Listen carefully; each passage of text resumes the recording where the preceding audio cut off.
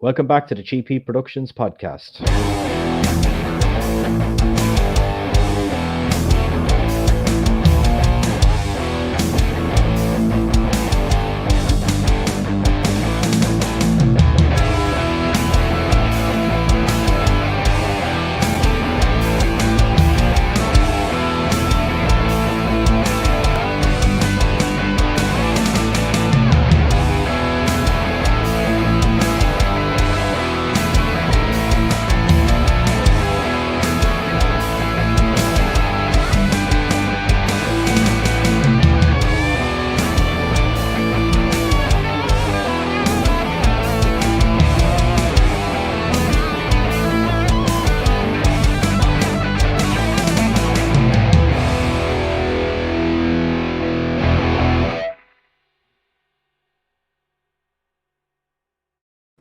Okay, welcome back to the show. Another returning guest for the third It's time. me again. Your song, it makes me dance. It makes me do this. Like lots of punches, air punches. I love it. My good friend Kevin Mullally, another shout out to him for making that great song. Every time I'm on the show, I say, I love your theme song. I love it so much. It's like, I love it. Yeah. So Hi, what are we here everyone. to talk about? Vince McMahon and this whole steroid debacle from 1994 is when the trial was. Yeah. I didn't know a lot about this before because my genre is not professional wrestling. I don't know a lot about that, but I love it that you're bringing me into this. And it's fun to talk about, really. There's so much crazy shit that has happened in the pro wrestling genre. I love it. Like, I could do a whole spin-off of true crime and wrestling.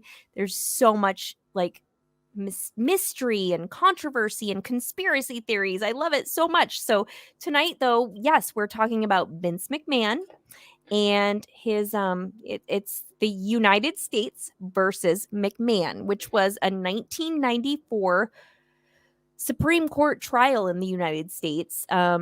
Basically, well, it all started back in 1991 with Dr. George Zahorian, who he was indicted and convicted of giving out steroids to professional wrestlers. And he kind of threw Vince McMahon under the bus, basically. And he was like, well, you know, the reason I did this was because of Vince McMahon. That's kind of how it started, 1991. McMahon was indicted in 93. Trial started in 94. We're going to get to that later. Didn't really go anywhere.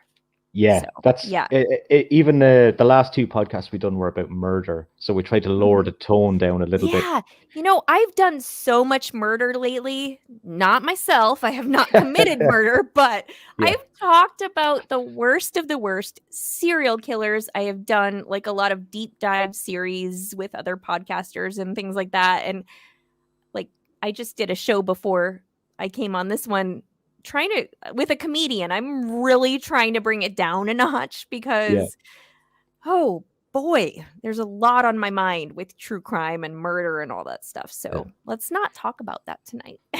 He didn't kill anyone, right? McMahon didn't kill anyone. No. Not that I know of. Why is everything so dramatic in America? Like this trial is called the United States versus Vince McMahon. That's dramatic. Oh my gosh. It is super dramatic. It is. But, you know, McMahon himself, he's kind of a dramatic character in and of himself. So he like portrayed that in the wrestling world and like lots of dramatic stuff on TV. And a lot of it was fake, as people say professional wrestling is, but you can't say that. I mean, it's not fake, it's scripted, but the drama in their real lives is actually way more interesting than what they portray on TV, I think. Yeah. I think you might rebrand the podcast to True Crime Wrestling. I think you'd have more than enough content. I seriously think we need a pro wrestling spinoff. Like, pro wrestling, WWE, WWF. Now I know all the acronyms. And then UFC also. I love UFC, so we could probably have a whole thing about that too. So, yeah. We'll touch on the doctor, Dr. Zahorian. He said that he sold steroids to these two gentlemen, Rowdy Roddy Piper, who's since passed away, and Obviously, you know who that is. Hulk Hogan. Hulk Hogan. Yes. Yeah. Those are two. So when I was a kid, and I'm kind of old, believe it or not, I'm kind of old. Those are the two I really remember: Rowdy Roddy Piper and Hulk Hogan. Everyone knew them. Whether you were into wrestling or not, they were seriously a household name. Everyone knew who they were. So, yes, George Zahorian, Pennsylvania doctor. He worked ringside for the WWF, and he was convicted of illegally supplying steroids to pro wrestlers. Yes. And one thing that didn't help Vince McMahon at this time was he was running his own bodybuilding federation as well, which he ceased while this was going on, because the guy, as you can see him now, look at him. How old is he there? I mean, who looks like that? Like, he's in his 50s there. Dude, like, I know a lot of like 20-year-olds who do not look like that. That is not natural. Just gonna say, I mean, that's my opinion. I think he may have been medically enhanced, or like he has there's something going on there. He has admitted to using steroids in the past since. He did, yes. He did. Yeah. That's actually in my notes. He used them before they became illegal in 1991. So, like, before 1991, you could just like do all the steroids you wanted. That was a thing you could do. Yeah, apparently so. Crazy. And that's why even in sports, like, you could, before 1991, you could just use steroids and get all buff and like be the best wrestler ever. Yeah, and I'd say a lot of maybe NFL players and different people like that must have been all using them. I've never seen any 80s NFL, so I'm not really sure. Yeah. Well, you were born in the 80s, weren't you? 88. God. Such a baby. Still a baby. So Vince, during this, was charged with distributing steroids, and I think it was intent to supply them to his wrestlers as well. But a lot of things were thrown out in this case even before it got to that point, though, as well. Yeah, it was kind of like so much of it was debunked. And I'm like, you know what? I do commend Vince, his wife, their whole business they had going on. When shit started coming out, they really like tried to get rid of all the garbage and the stuff that was going on with people on the fringe. Like, they put their rules into place and started the drug testing and all of that, which was good. But back to the trial, 1994 is when it started. There were like, I think, I'm going to look at my notes here for a second. I think there were like 11 witnesses who were going to be testifying against him. So it was like Hulk Hogan and all the big names. So the prosecution had all these people lined up to testify against him, but it really ended up not working in the prosecution's favor, because they were like, they didn't want to hang their boss up to dry, really, I mean, was it that, or were they just telling the truth? I don't know. They said, you know what, he never actually did that. He never told me to use steroids. That was never a thing. So it was just very quickly, a lot of the stuff was thrown out. It was not even viable in court, really. Yeah. I don't know if I believe that Vince McMahon sold steroids to wrestlers, but I do believe that he knew they were using them. That's my personal opinion on it. That's like every professional sport. They're all, I mean, so many people were and still are using steroids, to the knowledge of like the coaches and the owners and things like that. That just happens. It does. And people turn a blind eye. It happens. I totally think that was happening, but I also don't think he like held people at gunpoint to do them, or was like, here's part of our protocol, you're going to take steroids. I don't think that happened at all. And 11 people, actually 10 people, could not all be in cahoots and lying. I don't think. Nobody had anything bad to say except one person. This man. Nails, right? That's his name, right? Nails with a Z. Nails with a Z, yeah. Like, said, I don't know a ton about pro wrestling. I need to learn it a little more because it's fun. I like it a lot. He actually came out later and was like, I fucking hate Vince McMahon. I hate him. Like he had it out for him, and he said a lot of shit about him in the trial, but it was kind of, I think it was, don't quote me on this, I think a lot of his testimony may have been like thrown out or something, like, and they seen him it as a personal issue. Yeah. He just like hated him and wanted him to go down for things that he may not have been guilty of. Yeah. What a nasty looking dude. Let's look at him again. Yeah, let's look at him again. He's that hair. It's parted right down the middle. Tell me what nails means. Like what is that? What is his character known for? Do you know even? I think it was just tough guy, tough as nails, and I think tough as nails. Okay. Yeah, well, he doesn't look. You know what he looks like? He doesn't look tough as nails. He looks soft as dough. I don't know. Like he does not look tough to me. I don't know. Yeah. During the trial, though, a lot of the wrestlers did say that they had used steroids, including Hulk Hogan. Oh, totally. Yeah. But not, I mean, it had nothing to do necessarily with Vince McMahon. And so he was found not guilty later at the end of the trial. Well, the trial didn't last very long. I think there was a jury and they deliberated for not a lot of time, and he was quickly found not guilty of any of that stuff. But the trial itself, all the stuff that went on, it did kind of change the way they did business in the WWE, WWF. They started doing drug testing after that. They had like a zero tolerance policy for steroid use and things like that. They really started treating professional wrestling like a legitimate sport, I feel like, after that. Like the Olympics or any other sport that they do drug testing and all of those. They started doing it for professional wrestling then too. So it changed a lot of things. I got a little scoop last night from this episode's going to be out in a couple of weeks, but the episode I put out before it, I was interviewing a wrestler last night that was in WWF from 1984 to 1991, and in that podcast he told me a story about two professional wrestlers. I can't remember which two they were. It's in the podcast anyway. Were pulled over by the cops at a show in New York in the late 80s, early 90s. I think it was 1990. And they had a load of steroids with them. And the cops pulled them over, and there was big shit about it. And Vince McMahon called a board meeting. And all the wrestlers went up to the board meeting, and he just lost his shit over it, apparently.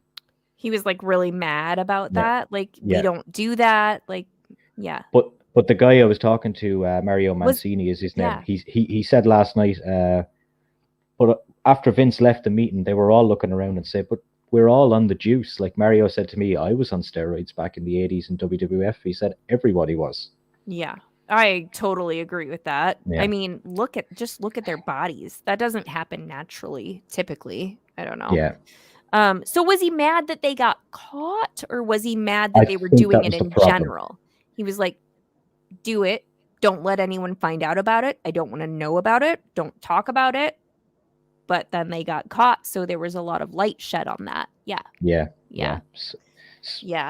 So it was interesting to hear it from somebody that was actually there, though. And that was so open. He was so open with me last night. He's a really, really nice guy. Really good podcast. And that's awesome. So you and we've talked about Jimmy Snuka. We've talked about Chris Benoit, and what I want to talk about with you is, were they on steroids, do you think? I'd imagine. Well, Jimmy Snuka was in that era as well. Yeah. But then with the Chris thing, there was a lot of things, a lot of different things going on. But steroids was a factor. But in the media, in like conspiracy theories and things like that, and like just gossip, people said Chris Benoit was on steroids. Everybody said Jimmy Snuka was on steroids, and we've talked about this before. They both killed people. I mean, they were both are thought to have killed people. There's also a lot of conspiracy around those things. But do you think steroids may have contributed to that? I do. I personally think it was a cocktail of like mental health issues and then steroid use and then drink and whatever else on top of and it. head injuries too from being in the business, I think. So that's what I think. Yeah, I think the most interesting one, if we kick back to the Benoit thing, is when they studied his brain after he died, and they said he's the brain of an 8-year-old Alzheimer's patient. Like, that tells a lot. But that mightn't necessarily be from steroids. That could be concussions. There could be it's a cocktail of things, really. I think it's a mix of all of it. I do.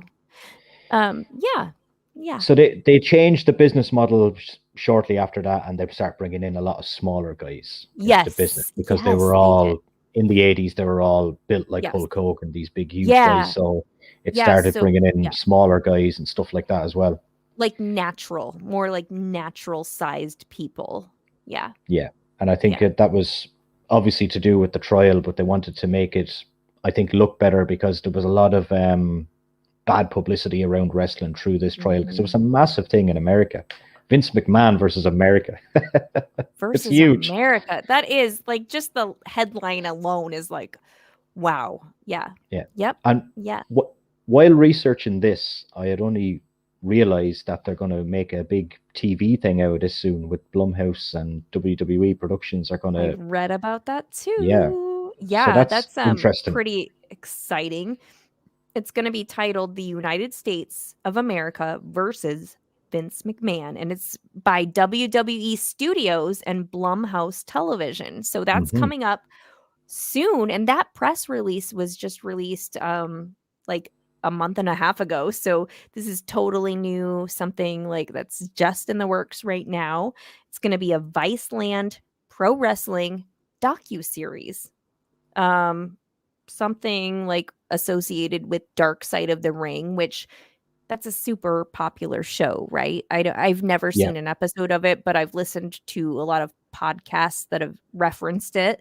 So it's going to be, an interesting thing coming up. So basically he's going to be making kind of like an autobiography kind of docuseries about his own trial and his own life. So it sounds like it could be a bit one-sided.